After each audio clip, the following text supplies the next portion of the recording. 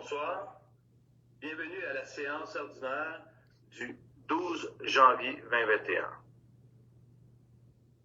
Nous allons procéder à l'ouverture de la séance au point 3.1, approbation du procès-verbal de la séance extraordinaire du 1er... j'ai oublié un petit peu. Adoption de l'ordre du jour de la séance ordinaire du 12 janvier. Ça va me prendre un proposeur, M. Michel Martel, appuyé par M. Mathieu Davio. En 3.1, approbation du procès-verbal de la séance extraordinaire du 1er décembre 2020. Ça va me prendre un proposeur, Mme Marie-Ève Tanguay, appuyée par Mme France Gosselin. En 3.2, approbation du procès-verbal de la séance extraordinaire du 8 décembre 2020. Ça prendrait un proposeur, M. Robert Gagnon, appuyé par M. Michel Martel. Je m'ai trompé, excuse, c'est bon. C'est Marie-Ève qui était le proposeur, puis la France. Je suis mélangé avec mes lunettes, là, je m'excuse, c'est nouveau pour moi. On est rendu au 3.3. Approbation du procès-verbal de la séance ordinaire du 8 décembre 2020. Proposeur Mathieu Davio, appuyé par Marie-Ève Tanguay. En 3.4, approbation du procès-verbal de la réunion du comité consultatif d'urbanisme du 15 décembre 2020. Ça va un proposeur, Mme France Gosselin, appuyée par M. Robert Gagnon. Approbation des comptes du mois, de la liste des paiements à ratifier et des comptes à payer. Michel. Oui, donc, pour la période du 8 décembre 2020 au 11 janvier 2021, nous avons les trois listes, celle des chèques à ratifier pour un montant de 1 192 721,35 les comptes à payer 801 155,27 et les salaires, période 25, 26, 27, 638 319,77. Alors, il s'agit de ratifier les paiements effectués et d'approuver les comptes à payer qui apparaissent sur les listes. Et aussi autoriser la trésorière à émettre des chèques nécessaires pour effectuer le paiement des comptes à payer. Voilà. Ça fait un proposeur, Mme Marie-Ève Tanguay, appuyée par M. Mathieu Davio. En point 5.1, autorisation, demande d'aide financière pour le volet des maisons lézardées. Mathieu, s'il vous plaît. Donc, comme on le sait tous, il y a certains citoyens qui sont aux prises avec un problème de maison lézardée sur notre territoire. Donc, depuis 2009, supporté via la SHQ, la Ville a mis en place un programme pour les supporter. Donc, en décembre dernier, la Société d'habitation du Québec, la SHQ, a demandé à la Ville si nous souhaitions appliquer sur le programme de subvention à nouveau cette année. Donc, nous avons donc convenu de demander une aide financière de 336 000 $, ce qui représente environ 28 propriétés supplémentaires qui pourront être soutenues financièrement pour des travaux à leur fondation cette année. Donc, une bonne nouvelle dans les circonstances pour les propriétaires de ces maisons. Donc, il est proposé d'autoriser le directeur général par intérim, M. Jean-Pierre Bouchard, ou en son absence, la trésorière, Mme Josée Desmarais, a présenté à la Société d'habitation du Québec une demande d'aide financière pour l'année financière 2021-2022 dans le cadre du volet Maisons lézardées du programme Rénovation Québec et à signer tout document requis à cette fin et d'allouer aux fins de l'élaboration d'un programme d'aide pour les résidents aux prises avec des problématiques de maisons lézardées un budget de 336 000 $, ce qui représente la part municipale sous réserve de l'adoption et de l'approbation de règlements d'emprunt à cette fin. Un proposeur, M. Robert Gagnon, appuyé par M. Michel Martel. En point. On va regrouper les points 7.1 à 7.3 pour les adopter d'adaptation de règlement sur l'omnibus, présenté par M. Robert Gagnon. Oui, il s'agit ici de l'adoption finale des projets de règlement. C'est le projet omnibus. Le 7.1, c'est concernant le règlement 705-09-2020, qui remplace le règlement 705-00-2012. Le 7.2, c'est le règlement 712-28-2020, qui remplace le règlement 712-00-2013. Et le 7.3, c'est le règlement 732-04-2020, qui remplace le règlement 649-10. Donc, comme j'avais déjà expliqué dans d'autres conseils auparavant, c'est dans les derniers mois, on avait mandaté la directrice de l'urbanisme ainsi que le service du greffe afin de reviser quelques règlements touchant l'urbanisme.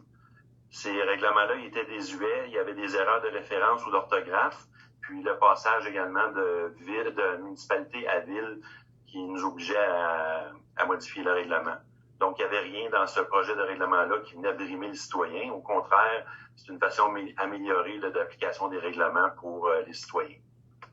Donc, considérant que j'ai déposé un avis de motion de la présentation du premier projet de règlement le 10 novembre lors du Conseil, et que cet avis a été suivi d'une période de consultation écrite finissant le 3 décembre.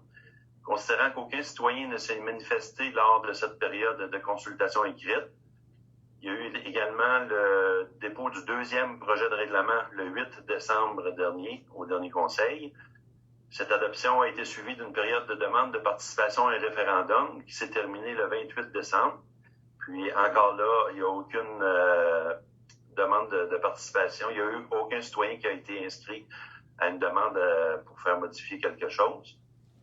Donc, il est proposé d'adopter tel que présenté le règlement, ces trois règlements-là, sur les usages conditionnels afin de les modifier.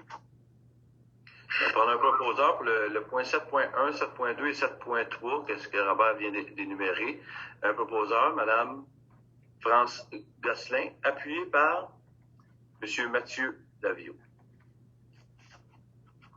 Au point 7.4, avis de motion pour un règlement pour les vitesses permises dans la phase 4. Marie-Ève. Donc, considérant la recommandation du procès verbal du comité de sécurité du mois de septembre 2020, il est recommandé de faire la mise à jour du règlement 743-02-2019 concernant la vitesse permise dans les rues de la municipalité de la ville. Donc, ici, c'est la phase 4. Donc, c'est plus la phase au niveau du district 1, soit des Boisés, et au niveau nord. Donc, cette dernière phase, en fait, c'est vraiment la dernière, consiste à finaliser la transition du 50 au 40 km/h sur les rues locales, sur ce qui reste, là, en fait, qui n'ont pas été changées. Les rues à traiter sont celles situées à l'extérieur du périmètre urbain. Les artères principales, les rues collectrices et les tronçons des rues adjacentes à un parc conserveront leurs limites de vitesse actuelles. Donc, le comité recommande au service de greffe d'amender le règlement 743-02-2019 afin que l'on procède à l'installation d'enseignes de 40 km/h, secteur aux accès des quartiers résidentiels concernés. Donc, je donne l'avis de motion pour le projet de règlement 743-03-2020, donc 2020, modifiant l'annexe A du règlement 743-02-2019 afin d'abaisser la limite de vitesse des rues de 50 à 40 km/h et d'intégrer ces changements à l'annexe A du règlement 743-00-2017. Ça me prendrait un proposeur. M. Mathieu Daviau, appuyé par M. Michel Martel. En 7.5, entente relative à l'application des dispositions de réglementaires spécifiques à la protection des bandes riveraines et des rives par la MRC. Mathieu. Donc, ici, il s'agit d'une entente qui vise à confier à la MRC l'application des règlements au niveau des bandes riveraines, donc tout ce qui a trait à la réglementation, l'entretien et la protection des bandes riveraines. Donc, considérant la politique de protection des rives du littoral et des plaines inondables, considérant l'objectif de la dite politique de préserver la valeur écologique et biologique des lacs, des cours d'eau et la sauvegarde de la ressource eau, considérant également que les municipalités membres reconnaissent que la MRC a développé une expertise pertinente à l'égard de la gestion intégrée des milieux hydriques de son territoire. Et pour terminer, considérant que le service d'inspection doit comprendre le droit de visite ainsi que le pouvoir d'émettre des avis et des constats d'infraction en cas de non-respect des dispositions visées.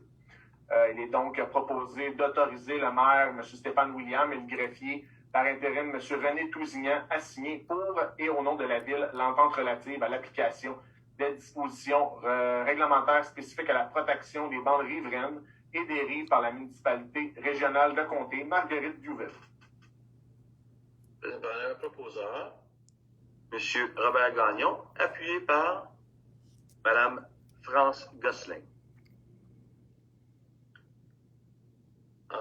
Au point 10.1, aide financière, protocole d'entente pour les organismes. France.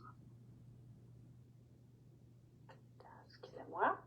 Donc, oui, ici, considérant que des payables seront effectués pour l'année 2020 selon les protocoles d'entente en vigueur avec les organismes concernés, malgré les mesures sanitaires et que les activités n'ont pas pu être maintenues, il y a quand même des dus, là, entre autres à l'école de gymnastique Dynamics pour un montant de 13 379,49 $. Pour la ville de Sainte-Julie, pour l'Arena, d'un montant de 95 292,58 $. Et la Maison des jeunes de Saint-Amable, donc bon, la Société pour l'épanouissement des jeunes de Saint-Amable, un montant de 10 000 $. Alors, considérant que les villes également partenaires, Varennes et Sainte-Julie, honorent ces paiements, ces payables aussi à titre d'aide financière dû aux mesures de la COVID-19. Il y a lieu d'autoriser les payables et ces aides financières-là à faire les paiements. Parfait, ça prend un proposeur. M. Michel Martel, appuyé par Mme Marie-Ève Tanguay. Au point 10.2, demande d'autorisation de passage de la Bourg édition 2021. Marie-Ève. Donc, c'est juste une simple mise en contexte due à la COVID. Il y a eu report du grand défi Pierre Lavoie qui devait avoir lieu cette année en 2020. Donc, c'était pour ça que cette résolution est familière. Donc, on se doit de refaire une résolution pour le passage de la boucle le samedi 19 juin 2021. Donc, ici, il y a lieu de fermer complètement les rues là, principales Daniel Sud, de Normandie, de l'Église Sud, Martin et Hervé Sud, le temps du passage du peloton des cyclistes. Il y a aussi en jeu une bourse d'une valeur de 10 000 $ qui sera accordée à la ville la plus accueillante sur le parcours selon le vote des cyclistes récolté par voie de sondage. Donc, il faut aussi tout mettre en œuvre, là, évidemment, dans le contexte de la pandémie de la COVID-19 au moment de l'événement. Et évidemment, on s'engage là, à recruter les bénévoles lors de cette journée-là, fournir les barricades, etc. Donc, c'est simplement de refaire une résolution telle que nous avions faite en 2020, mais pour le passage de juin 2021. Fait, ça me prend un proposeur. Mme France Gosselin, appuyée par M. Robert Gagnon. Au point 12.1, approbation et autorisation de paiement, prévision budgétaire et code-part 2021 de la MRC Marguerite-Diouville. Michel. Le conseil d'administration de la MRC de Marguerite-Diouville a adopté le 25 novembre 2020 ses prévisions budgétaires pour l'exercice financier 2021. Une copie de ces prévisions budgétaires a été transmise à la ville de Saint-Amable. Considérant que ces prévisions budgétaires doivent être soumises pour approbation à chacune des organisations municipales membre de la MRC de Marguerite-Diouville. Alors, la résolution, c'est d'approuver les prévisions budgétaires de 2021 de la MRC de Marguerite-Diouville, telles qu'adoptées par son conseil d'administration du 25 novembre 2020. Et aussi autoriser le service de la trésorerie à payer la quote-part de la ville de Saint-Amable pour l'exercice financier 2021 au montant de 1 801 219 $.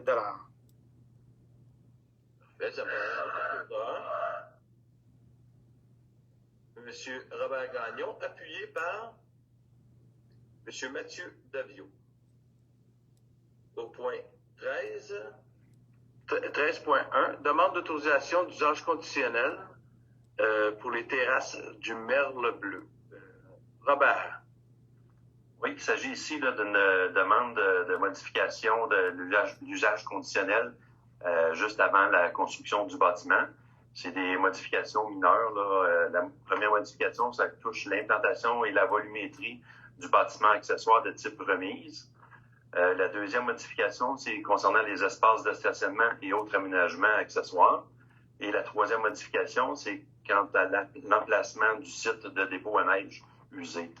Donc, considérant que les citoyens ont été invités à se faire entendre au moyen d'une consultation écrite par avis public le 18 décembre, considérant aussi qu'il n'y a eu aucun commentaire qui a été reçu durant la période de consultation écrite qui s'est déroulée jusqu'au 4 janvier, considérant que tous ces modifications-là respectent toutes les normes, considérant également que la recommandation favorable du comité consultatif d'urbanisme à certaines conditions.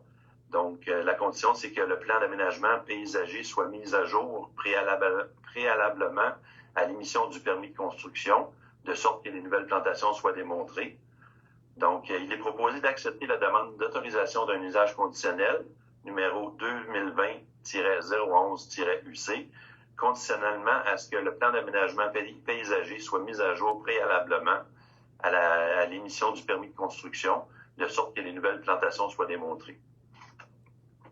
Ça prendrait un proposeur, M. Michel Martel, appuyé par Mme France Gosselin.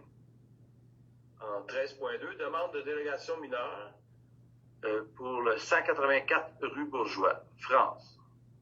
Oui, alors cette demande de dérogation mineure a fait sujet il y a eu un avis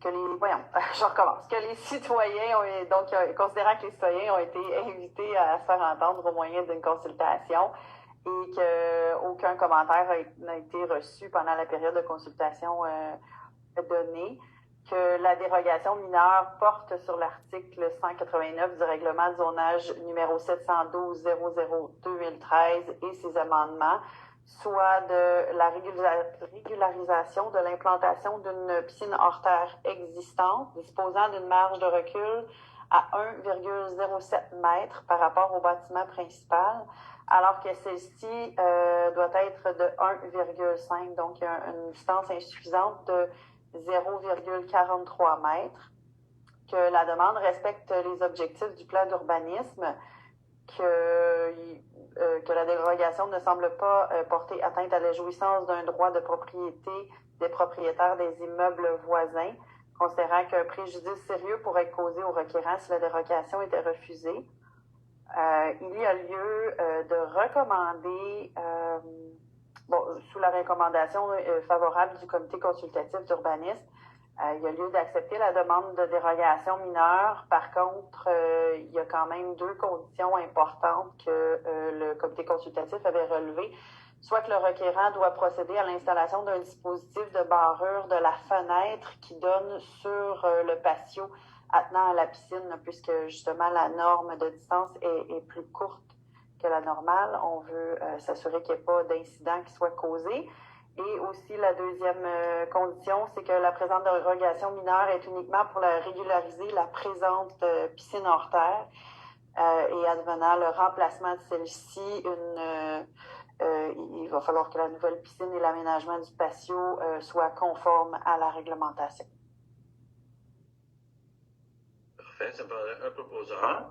Mme Marie-Ève Tanguay, appuyée par M. M. Mathieu Davio. Nous sommes rendus au point d'information. J'aimerais céder la parole à M. Robert Gagnon pour les statistiques. Oui, concernant les permis de construction, les permis et certificats qui ont été émis en 2020, il y en a eu 564 pour une valeur totale de 21 424 299, comparativement à 2019, où est-ce qu'il y en a eu 552 permis et certificats pour une valeur de 19 516 155. Donc, en 2020, il y a eu une augmentation de 1 908 144.